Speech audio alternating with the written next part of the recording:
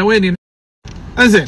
خلونا الحين ندخل بتفاصيل التفاصيل. اول شيء نروح حق ضربة جزاء ريال مدريد الاولى. يا جماعه انا بقول وجهه نظري، انا العاده ما اتكلم عن التحكيم، ها اللي يعرف مساعد انا ما احب اتكلم عن التحكيم سيء زين مالي فيها ابدا ابدا، ما احب، لاني انا متاكد اني بكون معارض لراي اخر ممكن هذا متعصب واخسره، ولو انه تقول ساعات خليه يولي متعصب ايش تبي فيه، ما احب ازعل احد، ابي اكسب الكل.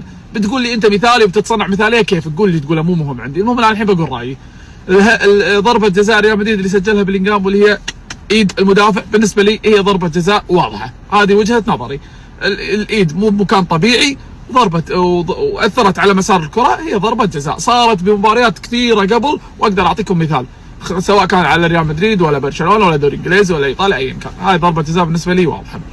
نروح على هدف فينيسيوس اللي هو ناس تقول بالكتف ناس تقول باليد، في لقطه توضح انها بالكتف وفي زاويه اخرى توضح، انا برايي الشخصي اقول انه بيده، يعني نازله اكثر، مع انه في صور طلعت في منصات مثل منصه تويتر توضح لك لوين بالنسبه لكره القدم لوين ينحسب اليد وين هذا انه هو كتف.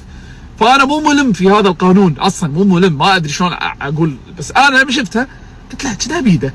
هذه كانت رده فعلي بكل صراحه. نروح على هدف الميريا الثالث. يا جماعه صاك بلينغهام كف، بتقول لي بيحمي نفسه، مو كذي الحمايه تصير بهالمنطقه هذه، انك تحمي نفسك من اللاعب هني فاول، هني فاول، ما يصير طقه لا بيدك ولا بكوعك، تحمي نفسك هني انك تحجز اللاعب اللي وراك. هذاك صكه كف، يعني ما ادري شنو اقول لك، واضحه انها فاول. وين بعد شنو كان صار في جدل؟ الهدف الثالث ما في شيء، لقطه البلنتي ولقطه الايد زين، وهدف الميريا الثالث تكلمنا عنه. هذه هي وجهه نظري الخاصه. واذا تبون نروح على التحكيم يا جماعه ما راح نخلص، بنقول انتم يا فلان هذا بيرد علي انت، ما راح نخلص، استمتعوا بالكره وانتهى الموضوع. انزين.